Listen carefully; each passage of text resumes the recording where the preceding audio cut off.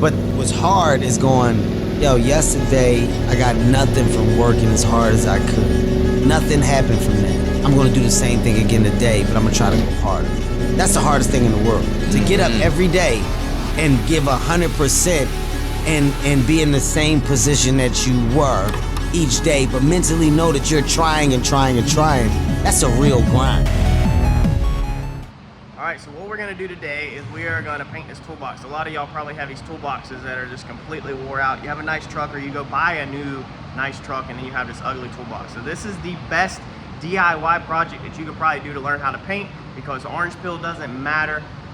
You don't want to run it, but you're probably not going to run it as long as you're careful. Dry spray doesn't really matter too bad. You can scuff it down, redo it. The orange peel definitely doesn't matter. This is a very good project that if you want to learn how to paint on, to tackle yourself and to try yourself. Let's go.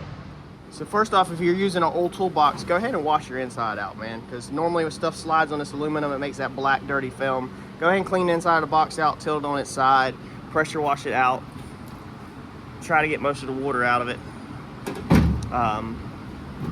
and just clean it up. Okay, and then what we're going to do is we're going to move on to the prepping of the toolbox.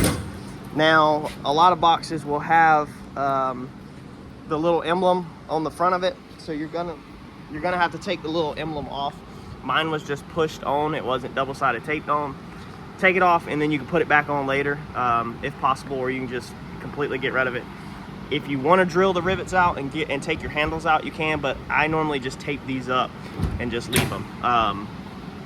It's perfectly fine to tape them up. Besides that, all we're going to do, it's pretty straightforward on this. We're going to use a couple products along the way, but to first get started, a bucket of Dawn dish soap, soap and water, and a burgundy scuff pad. So the scuff pads look like this. 3M Scotch Brite 07447. You can pick this up at your local part store, and they're just going to be burgundy Scotch pads like this. So all we're going to do is take our soap and water and our scuff pad, and we're literally just going to scrub this box and scuff this box down extremely good for step one. Rinse it off, and then we'll move on to the next step.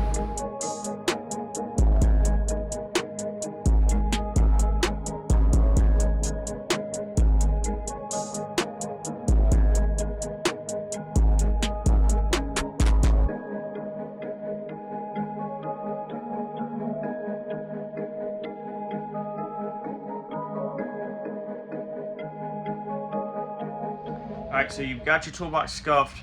We went ahead and put it in the paint booth. You're going to be painting this in your garage or your driveway, or you're going to be painting this in your front yard with all your neighbors looking at you. I have to put it in a paint booth because I'm at a business. Don't piss your neighbors off. Anyways, we're going to be, the first step that we're going to put on this thing is, if you want to do this, I'm going to go ahead and tell you, if you want to do this thing correctly, go get you some 2K epoxy primer. Let me see if I have any. I don't think I do. I don't even have any here right now. Okay, so you can get you some 2K epoxy primer, 2 parts. That means one part is primer, another part is hardener. It's not going to be in a rattle can. Just search 2K epoxy primer or etching primer, or ask your local paint supplier for etching primer or epoxy primer. Follow the instructions on that data sheet, exactly how that tells you to spray it, and spray that on your product, and then you will move forward with your base coat. You do not have to scuff epoxy primer. Your data sheet or your tech sheet should say that, and it should explain to you exactly what to do. But do epoxy or etching, whatever you want to call it, whatever the product's called. Do that next. Follow them steps on the data sheet to a T, and then you will catch back up on the base coat, clear coat, and all that. For us, how we're going to do this morning, though, is we are painting a set of rims also. So this is my personal toolbox. I'm just running this thing through with a set of customer rims that we're doing for them. So for our wheels, we have to put Bulldog on them. For our toolbox, we need to adhere the paint to it. So we're going to use Bulldog Adhesion Promoter on mine. We're going to put this over the rims I'm doing for the customers, and then I'm going to put this, I'm going to coat the toolbox in this also. This helps make paint stick. We went over it a lot on the channel, but if you're new to the channel, just look this product up near you. Now you can get this product in a rattle can aerosol spray, or you can get this in a quart. It's about $50 to $100 depending on where you buy it at for the quart. And it's really good stuff. I use it on anything that I'm trying to make paint stick to. It's not supposed to stick to. But once we put down the Bulldog, I'm going to go one step farther, and I'm gonna put a self-etching primer in the rattle can over it.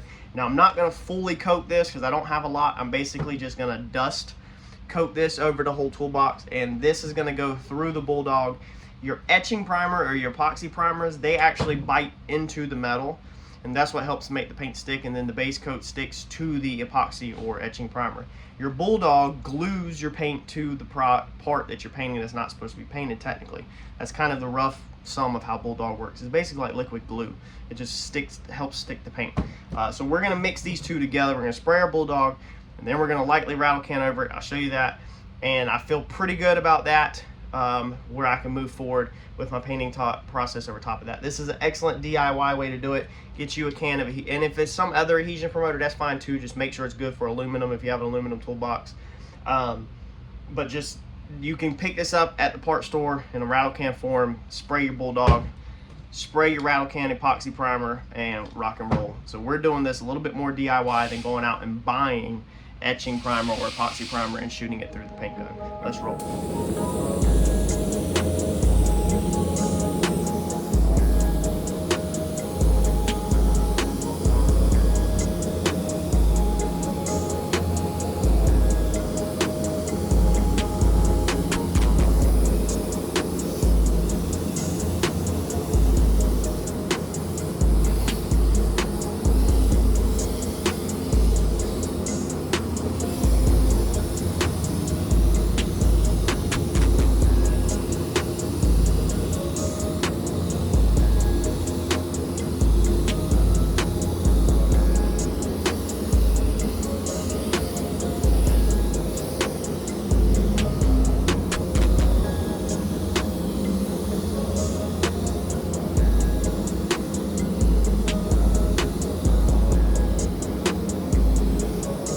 Now we're pretty much going to roll straight into this with our rattle can etching primer. I just sprayed it. It's so hot here, the heat index is over 100, that these products are drying out extremely fast.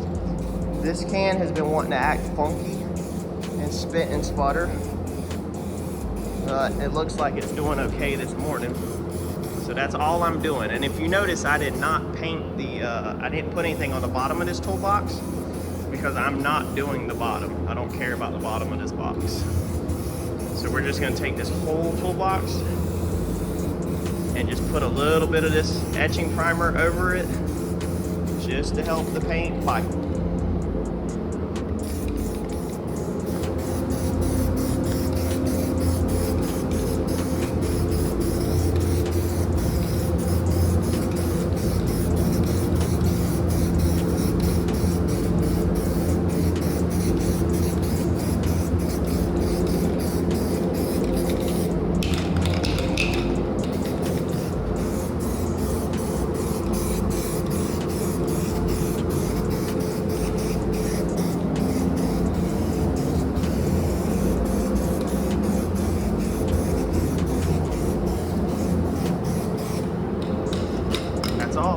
All right, for our next step, we are going to use a VAP sealer. This is just a cheap local deal. You're not going to be able to get this probably anywhere else. This is just a black cheap sealer. I pay about $15 a quart for this, so this is a very good bang for buck local to me. You don't need to use a sealer at all. You can just roll straight into your base coat. The only reason why I'm using this sealer is to literally save money in my situation, being I can get this for $15 a quart. Now we will be going back over top of the sealer with an actual base coat color, such as your, let's see here, a good color for black would be this. It's gonna be 88555. That's gonna be a GM color, so I think it's gonna be normally a U on the front of it, but 8555. That's a pretty good GM straight black. So once we get our VAP seal down, we will be rolling over it straight black. But the customer's job, the wheel job we're doing is straight black, so we're gonna go ahead and uniformly coat everything with straight black. Now the customer's job, the wheels had a bunch of tire shine on them, and they were giving me an extreme amount of problem to get them, to get it all off. So what we're putting in our black is gonna be a fisheye eliminator. Now if you have a greasy toolbox that's been in a junkyard, lots of motor oil, everything, you might want to go ahead and snag you a fisheye eliminator. It doesn't have to be this brand, but Google, Amazon, eBay, paint store, whatever, fisheye eliminator. Pick that up. A lot of times there's instructions, you can get the data sheet on it. I just kind of wing it. Basically what this stuff does is it eliminates fish eyes. So I know that the wheels that I'm painting this morning with this toolbox are going to have a ton of probably contaminants on them, even though we've done our best to clean them. We've used multiple degreasers, we wiped them down, like we've done a lot. The tape will barely stick to tires. This customer was extremely over the top with tire shine and has made the job extremely hard. So if you got a junkyard toolbox, this might be what you're going to need if it's been hauling lots of grease and it's really dirty. This is a good product to have, but being we're doing these together, we're just going to go ahead and run all of this the same. We're also going to go ahead and stick some more Bulldog in our VAP seal. I'm just dumping some in here. There's a certain percentage on the data sheet, if you'll get the data sheet with the Bulldog, that you're allowed to mix in. Let's see here, I can't remember it off the top of my head. I can't remember if it was like 10% or something. Let's see here, and it might not say it on here. Yeah, I don't think it even says it on here. One of my paint suppliers taught me the trick. So you can pour a little bit of your Bulldog if you buy it by the quart. You can pour it in your base coat. You don't have to use sealer. This is my base coat, let's pretend that. And that's going to help also put an adhesion inside this so that hopefully this sticks to the other one. We are setting ourselves up for absolutely the most success that we can get on a budget without having to bust out epoxy primer in a paint gun and then spray it. So this is ready to go. This is, like I said, going to go across my wheels, and this is going to go across my toolbox. All the same. They're all getting the same gig, and that's the reason why we have waited to a week to do this toolbox, is I wanted to run it with some other job. So let's get this filtered out. Let's get in the booth and let's finally spray our black.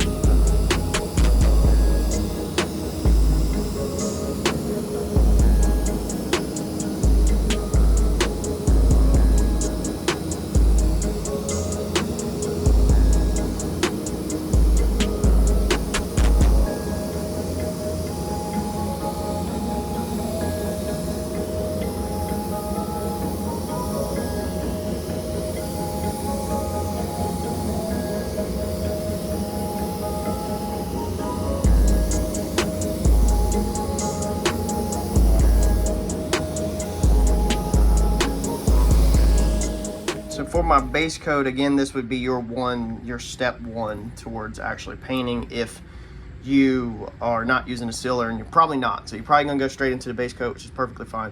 Mine mixes at 1:1. This is already mixed, so it's 1 part paint, 1 part reducer.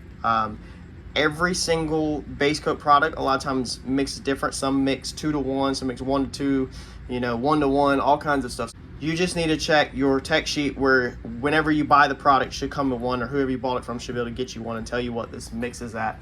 The reducer I use, this is just the reducer I use. Again, this is just my local suppliers ordeal. So yours don't have to be the same brand or nothing like that, but just when you're ordering your products, make sure you understand what reducers are needed and what hardeners are needed for all of your products, because then when we move into our clear, we also need hardeners, and we're going to use the same exact reducer for our clear. So the base coat, I'm going to just give it a quick stir, get it into the gun, and in my situation, being I have a black sealer already down, all I have to do is kind of put a light coat of base coat over it just to make sure that I got it the color I want. That sealer, cheap black, or that sealer can turn brownish over time if it's cheap. This is a Omni Plus brand. So this brand will stay true black, and it won't turn like that brownish black if you're familiar with.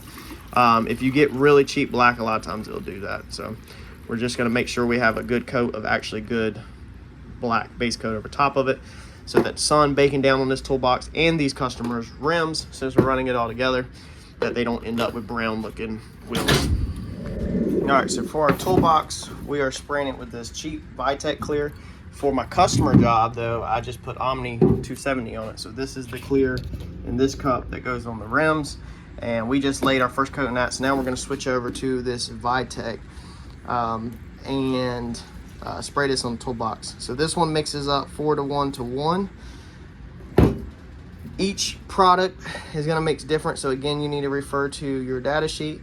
If you want more information on mixing, how to read paint cups, all this stuff, check out our other paint videos, because I can't go super in depth every single time we do a paint project. But I have a whole playlist called CRC, I think it's painting projects, or something to do with painting. You should be able to just search the channel for paint or painting and find all kinds of videos, or just go look at our playlist. They're organized by playlist, and find you a playlist that works for you, that shows you stuff, especially the painting playlist. There's also a couple race car playlists that go over in depth all the different steps. So be sure to check out the other videos if you want more in depth on different steps of the process. We're gonna get this mixed up and put this in the gun. This is a cheaper clear. Like I said, I don't want to put an expensive clear over this toolbox because it's so big. And I literally pulled this toolbox out of a truck we sold. So it's just a used free toolbox to me. I don't want more money in product than the thing's worth. So I'm trying to keep my costs down.